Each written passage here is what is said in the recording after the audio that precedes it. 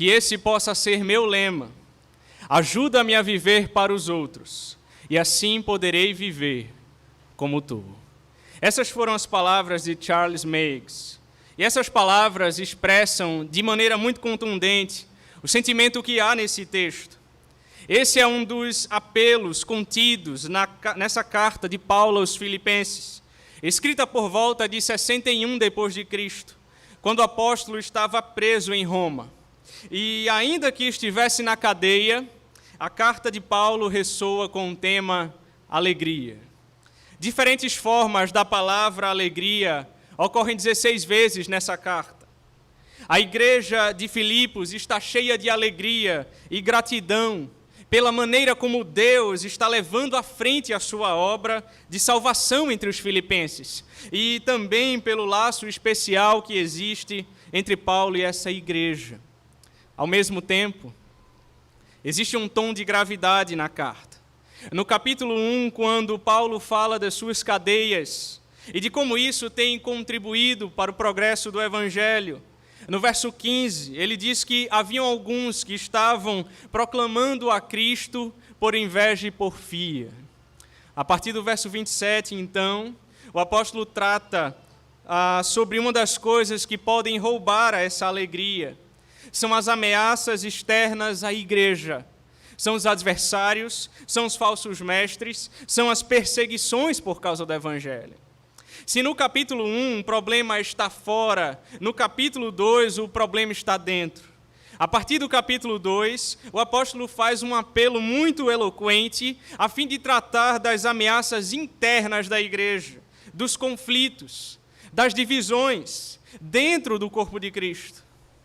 Infelizmente, irmãos, esses problemas tratados pelo apóstolo existem desde a igreja primitiva e perpassam toda a história da igreja, de modo que ainda hoje, enquanto Jesus não voltar, viveremos sob essas ameaças que visam minar a harmonia no corpo de Cristo. Portanto, eu gostaria de meditar hoje com vocês no tema como preservar a unidade da igreja. Para responder essa pergunta, eu gostaria de caminhar nesse texto com os irmãos, se fazendo 3 perguntas cuja resposta deve promover essa unidade. A primeira pergunta é: o que devemos crer? Veja comigo o verso 1 novamente. Se há, pois, alguma exortação em Cristo, alguma consolação de amor, alguma comunhão do Espírito, se há entranhados afetos e misericórdia. No verso 1, Paulo nos faz um forte apelo. Alguns teólogos vão dizer que é um apelo quádruplo, onde Paulo nos dá uma base doutrinária. Ele está nos lembrando o que nós devemos crer, aonde nós estamos alicerçados, quais são os pilares para a unidade da igreja. Nós vamos analisar esse texto então em suas partes. O verso 1 diz: se há, pois. Esse se no grego não é condicional. Ele não expressa dúvida, mas uma constatação. Aqui o apóstolo está fazendo uma afirmação veemente. Por exemplo, Romanos 8,31 diz: se Deus é por nós, quem será contra nós?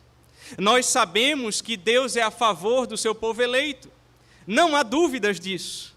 Uma melhor tradução do grego seria: já que, ou visto que, Deus é por nós, quem será contra nós? O mesmo acontece aqui em Filipenses 2:1. Se há alguma exortação em Cristo, como seguramente há, ou visto que há exortação em Cristo. Portanto, o que devemos crer? Primeiro, que há exortação em Cristo. Exortação pode ser traduzido também por encorajamento. Se Cristo é o Senhor da nossa vida, se Cristo é o cabeça da igreja, se em Cristo nós recebemos um novo coração, se em Cristo fazemos parte de um só corpo, se nós estamos em Cristo, nós encontramos conforto, exortação e encorajamento a estarmos unidos. Em João 17, Jesus Cristo, em sua oração, disse: já não estou no mundo, mas eles continuam no mundo, ao passo que eu vou para junto de ti. Pai Santo, guarda-os em teu nome que me deste, para que eles sejam um, assim como nós. O que Jesus está dizendo é que a mesma unidade que há na Trindade, na pessoa do Pai, do Filho, Ele está intercedendo para que haja entre nós, na sua igreja. A unidade da igreja foi conquistada em Cristo. Na cruz do Calvário, aquele que era o Filho unigênito tornou-se o primogênito entre muitos irmãos. O nosso papel não é criar a unidade, mas Cristo é a motivação pela qual devemos nos esforçar por preservá-la. O fato de que todos estamos em Cristo deve nos manter em unidade fraternal. Ninguém pode caminhar desunido com seu semelhante e ao mesmo tempo estar unido a Cristo. Ninguém pode viver a atmosfera de Cristo e ao mesmo tempo estar odiando os seus semelhantes. As relações de um homem com os seus semelhantes são um bom indicativo de sua relação com Jesus Cristo. O que devemos crer? Segundo, que há consolação de amor. A palavra consolação tem aqui o valor de estímulo. O que Paulo está dizendo é que o amor de Deus deve ser o nosso incentivo. Em 1 João, capítulo 4, ilustra muito bem isso, a partir do verso 7. Amados, amemo-nos uns aos outros, porque o amor procede de Deus. E todo aquele que ama é nascido de Deus e conhece a Deus. Aquele que não ama não conhece a Deus, pois Deus é amor. Nisto se manifestou o amor de Deus em nós, em haver Deus enviado o seu Filho unigênito ao mundo para vivermos por meio dele. Nisto consiste o amor, não em que nós tenhamos amado a Deus, mas em que Ele nos amou e enviou o seu Filho como propiciação pelos nossos pecados. Amados, se Deus de tal maneira nos amou, devemos nós também amar uns aos outros. O que devemos crer, terceiro? Que há comunhão do Espírito. Essa locução grega também pode ser traduzida como comunhão produzida pelo Espírito. Matthew Henry disse: o fato de participar do Espírito Santo deve impedir a desunião dos cristãos. É o Espírito Santo que produz a nossa comunhão com Deus e a nossa comunhão com os irmãos. É o Espírito aquele que nos revela o que Deus deseja que façamos por meio da sua palavra. É o Espírito aquele que difunde o amor de Deus a partir de nossos corações. É o Espírito aquele que nos capacita a viver a vida de amor que é a vida de Deus. Se a pessoa viver em desunião com seus semelhantes, dá provas de não possuir o dom do Espírito, disse Matthew Henry. O que devemos crer? Quarto, que há entranhados afetos e misericórdias. Entranhados afetos significa uma profunda afeição pelo outro. Misericórdia você pode traduzir também por compaixão. É o amor que leva à ação. Assim como Deus, o Pai de misericórdias, não apenas nos amou do céu, mas também enviou o seu Filho à terra para nos salvar. Também nós devemos não apenas sentir a necessidade do outro, mas compadecer-se, mover-se em direção a ajudá-lo. Nós estamos meditando no tema, irmãos, como preservar a unidade da igreja. E em favor dessa unidade, nós respondemos a pergunta: o que devemos crer? Mas em segundo lugar, o que devemos fazer?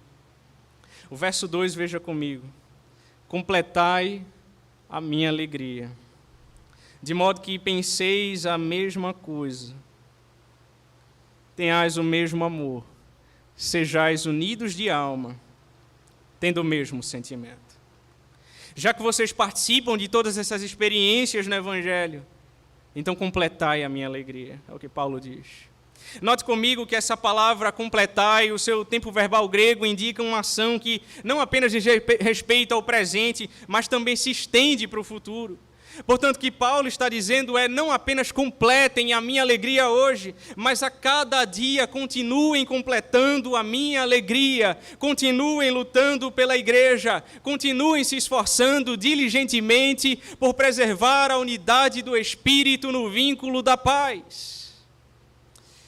Paulo não está dizendo que não tinha alegria nessa igreja. Essa igreja já trazia alegria ao coração de Paulo. Ele diz que essa igreja era a sua alegria e coroa nessa mesma carta. Mas para que esse copo de alegria enchesse e transbordasse, faltava-lhes uma coisa. E o que faltava não era dinheiro. E o que faltava não era fama. E o que faltava não era saúde.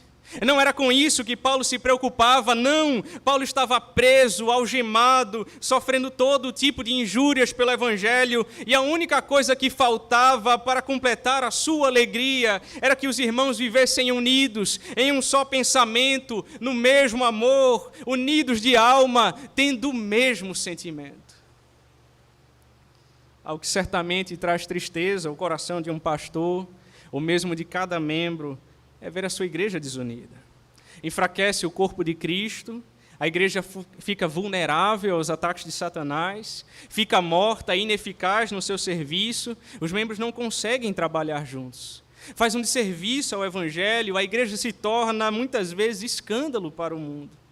Ao passo de que uma igreja unida é uma igreja forte, uma igreja unida é uma igreja viva e operante, uma igreja unida é uma igreja que testemunha a glória do Evangelho nesse mundo caído. Uma igreja unida é uma das maiores alegrias no coração de um pastor, e essa alegria perpassa por toda a igreja. Agora pense comigo, se isso traz alegria ao servo, o que dirá o Senhor da igreja? O apóstolo então diz: completai a minha alegria. De que maneira? Ao olhar para o verso 2, preste atenção em como ele está intimamente ligado ao verso 1. Se no verso 1 Paulo deu a base doutrinária, agora no segundo verso ele vai conectar isso às nossas vidas. O que devemos fazer primeiro? Ter o mesmo pensamento. Sabe o que não significa ter o mesmo pensamento? Imagine pessoas na igreja aparentemente trabalhando juntas no mesmo ministério, quando na verdade estão competindo. Um está puxando para um lado e o outro está puxando para o outro. É exatamente isso que estava acontecendo com a igreja de Filipos.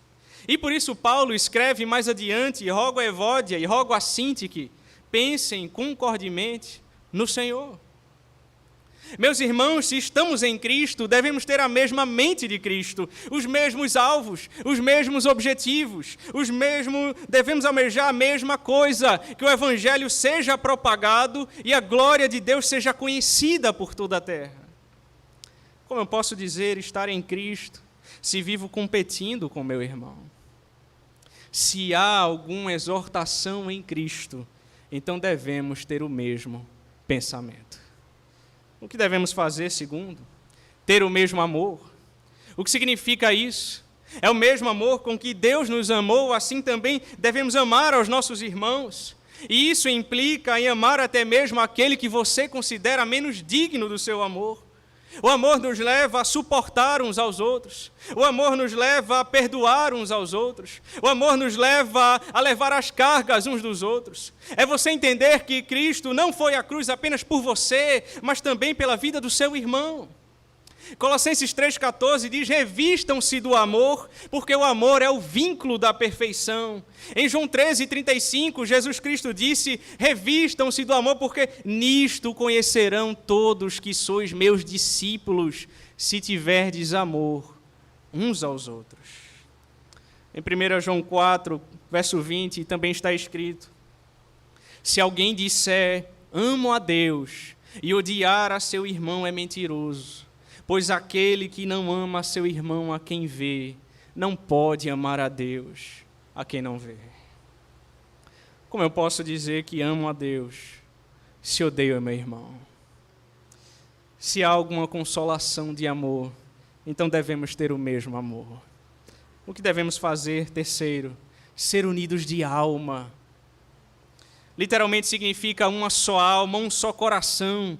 Essa frase significa dois corações batendo como se fosse um só.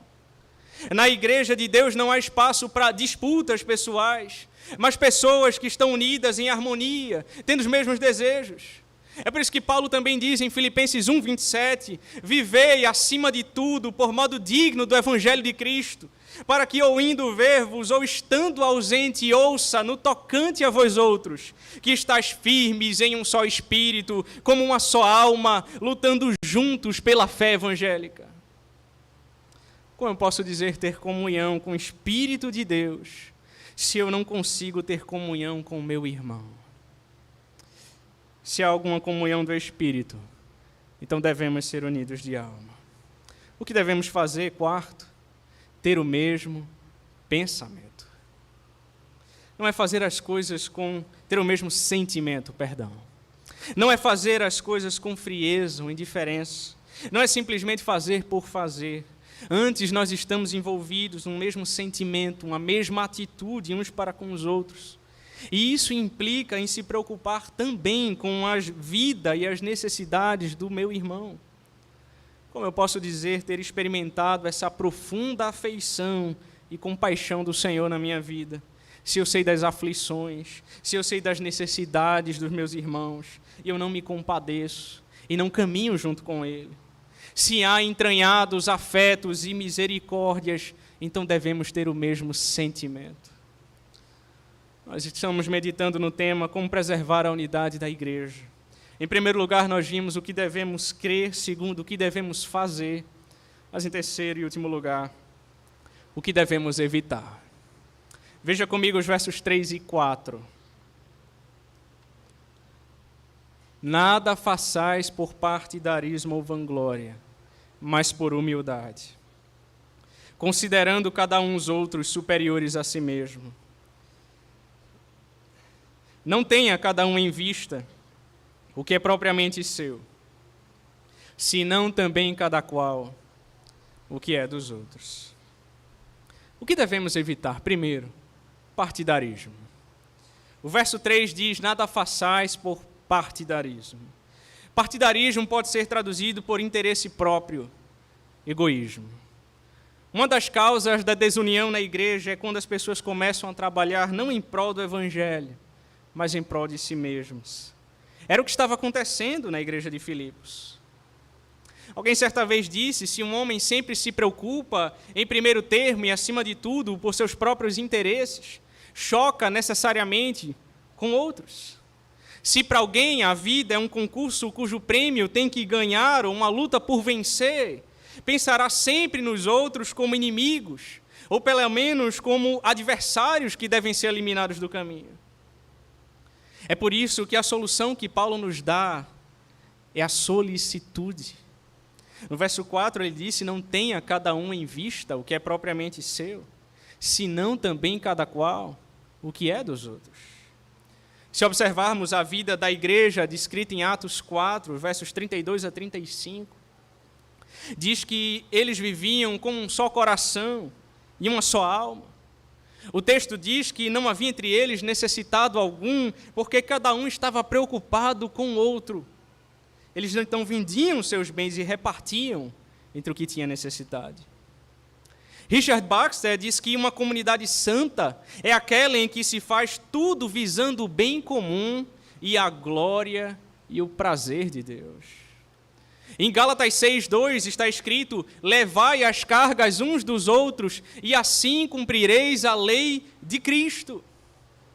Também o puritano Richard Sibbes disse, quando estamos em Cristo, vivemos para os outros, não para nós mesmos. Esse é o modelo de vida a qual o Senhor nos chama. O que devemos evitar, segundo? A vanglória. O verso 3 diz, nada façais por partidarismo ou vanglória. Literalmente, glória vazia. Vanglória é você tentar roubar uma glória que não é sua, mas de Deus. Os membros da igreja de Filipos estavam criando partidos baseados em prestígio pessoal, ao mesmo tempo em que desprezavam os outros. Vejam, ser admirados, respeitados, poder sentar-se em uma plataforma, ser consultados, ser conhecidos pelo nome e a fisionomia, ser escutados, ter certa fama e até ser adulados, constitui para muitos o que mais se pode ambicionar. Mas o cristão não aponta a sua própria exibição, mas sim ao seu desaparecimento. Convém que ele cresça e que eu diminua, disse João. Quando realiza boas obras, não faz para que os homens lhe rendam honras, mas para que glorifiquem ao Pai que está nos céus. Matthew Henry disse, o cristão não deseja que os olhos dos homens se centrem nele, mas em Deus. Brilha como uma luz, mas essa luz não é própria, mas sim a luz de Deus que brilha através dele. O que devemos evitar? Terceiro, o orgulho, do grego eriteia. Interessante notar que a raiz grega da palavra traduzida por partidarismo é o orgulho. O orgulho é a raiz desses males. O orgulho foi o que levou Lúcifer a se rebelar contra Deus. O orgulho foi o que levou Adão a querer ser igual a Deus e pecar contra Deus. O orgulho é a barreira que faz com que eu não reconheça os meus erros. O orgulho é o que muitas vezes me impede de abaixar a cabeça e dizer, me perdoe, eu errei. Matthew Henry disse que tanto o egoísmo como a vanglória nascem do orgulho. E por isso a solução que Paulo nos apresenta para ambos é a humildade. Nada façais por partidarismo ou vanglória, mas por humildade. Ralph Martin diz que no grego clássico, humildade era uma palavra de menosprezo. Significava servilismo, que carregava a ideia de ser inferior, miserável. Lightfoot diz que quase sempre entre os escritores gregos, humildade tem um significado negativo. Mas entre o povo de Deus, humildade é um imperativo. Warren Wiersbe disse que a humildade é a graça que perdemos quando descobrimos que a possuímos. William Hendrickson diz que quando a graça transforma o nosso coração, a submissão pelo temor se transforma em submissão pelo amor. E daí nasce a verdadeira humildade. O cristão verdadeiramente humilde, ele conhece e aceita a si mesmo. Ele entrega-se a Cristo para ser um servo, a fim de que a sua vida e talentos sejam usados para a glória de Deus e para o bem dos outros. Mas o que significa considerar os outros superiores a si mesmo? D.A. Carson diz que significa vermos as virtudes e os pontos fortes dos outros, ao mesmo tempo em que atentamos para as nossas próprias fraquezas, falhas e limitações. Observe comigo como isso é nítido na vida do apóstolo Paulo. No começo do seu ministério, o apóstolo disse em 1 Coríntios 15, 9, eu sou o menor dos apóstolos. Durante o seu ministério, ele diz em Efésios 3, 8, eu sou o menor dos menores de todos os santos. Mas ao final do seu ministério, quando está perto de morrer, ele chega ao clímax da sua humildade, diz em 1 Timóteo 1,15, eu sou o principal dos pecadores. Me parece que quanto mais uma pessoa tem vida com Deus, mais ela reconhece quão indigna ela é e tem dimensão da grandeza e majestade de Deus, mais ela se torna humilde. Existem vários textos na palavra que vão nos instar a ser humildes. Romanos 12:10 diz, amai-vos cordialmente uns aos outros, com amor fraternal, preferindo-vos em honra uns aos outros. Gálatas 5:13 diz, sede servos uns dos outros, pelo amor. Efésios 5:21 diz, sujeitando-vos uns aos outros, no temor de Cristo. Em 1 Pedro 5, verso 5 diz que Deus resiste ao soberbo, contudo ele concede graça aos humildes. Mas ao escrever aos Filipenses, o apóstolo Paulo chega ao ponto mais alto da sua exortação, quando ele cita o exemplo supremo de humildade. Aquele que disse que bem-aventurados são os humildes de espírito, porque deles é o reino dos céus. Aquele que disse, aprendam de mim, porque eu sou manso e humilde de coração. Aquele que disse que maior é o que serve e que ele mesmo não veio para ser servido, mas para servir.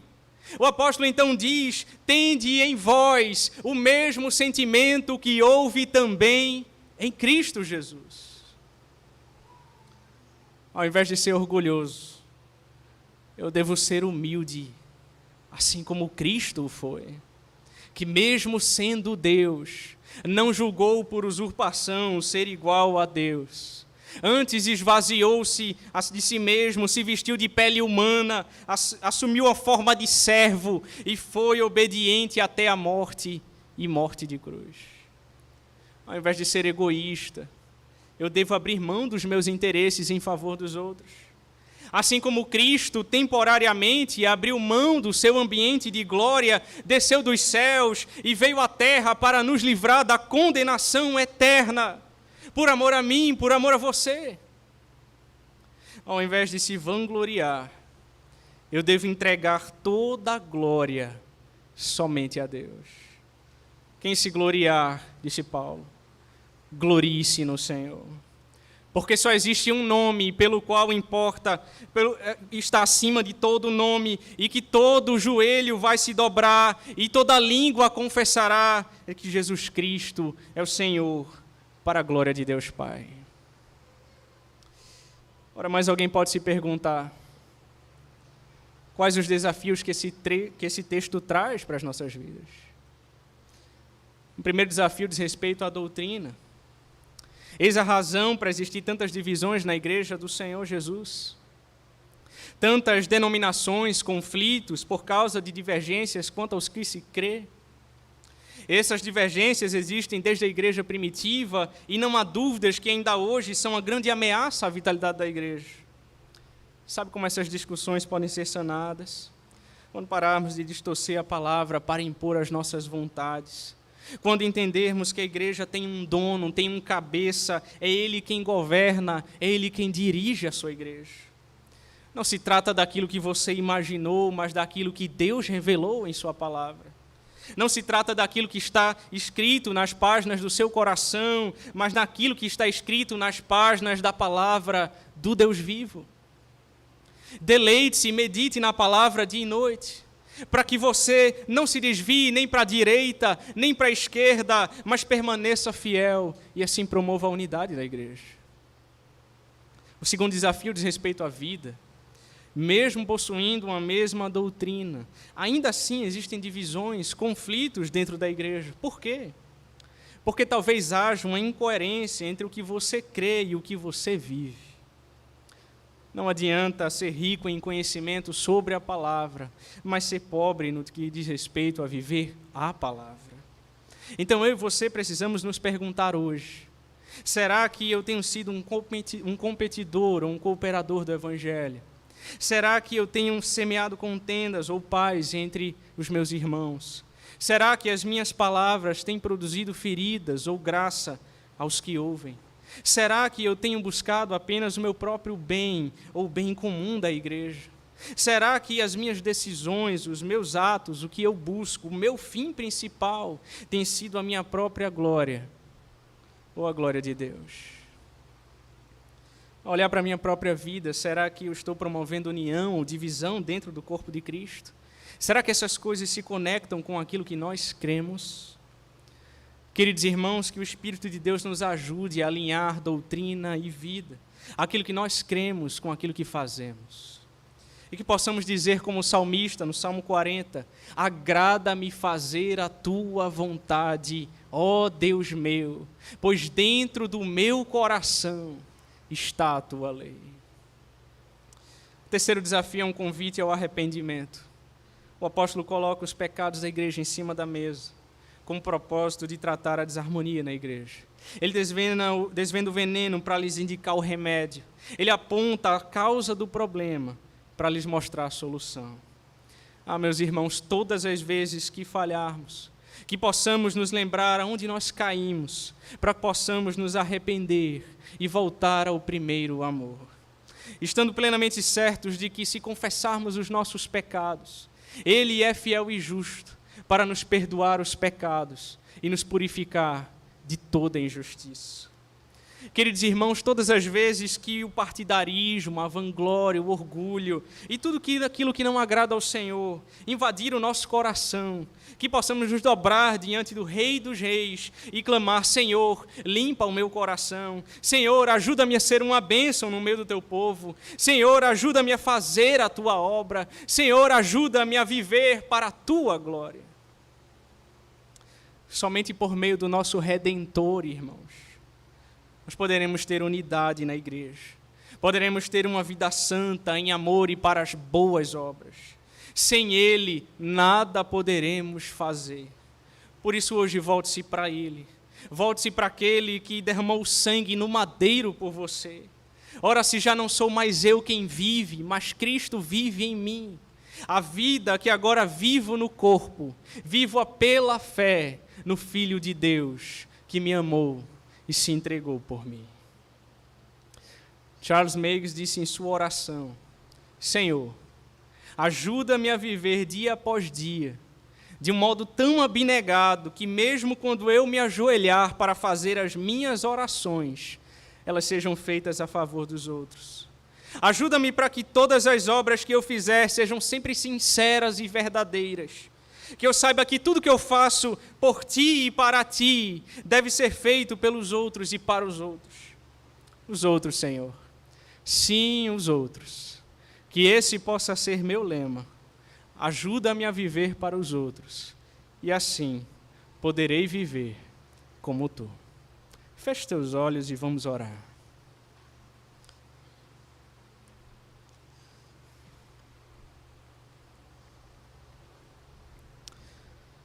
Santíssimo e eterno Deus, obrigado pela tua palavra, Senhor, viva, eficaz, e que nos chama hoje, ó Deus, à unidade, a olhar para o Senhor como cabeça da igreja, a olhar para o Senhor, o dono da igreja, aquele que deu a sua vida por nós no madeiro, aquele que perdoou os nossos pecados, aquele que nos deu um novo coração, uma nova caminhada, uma nova jornada, aquele que fez novas todas as coisas. Ajuda-nos, Senhor, a viver para a tua glória, a caminharmos como tua igreja unida, operante, fazendo a obra do Senhor com alegria e singeleza de coração, sempre disposto, com um coração voluntário, sempre disposto a olhar para os nossos irmãos com amor fraterno, com humildade, e assim caminharmos, Senhor, sendo transformados de fé em fé, de glória em glória, até entrarmos em Sião. Abençoa a tua igreja, Senhor. É o que nós oramos em nome de Cristo Jesus. Amém.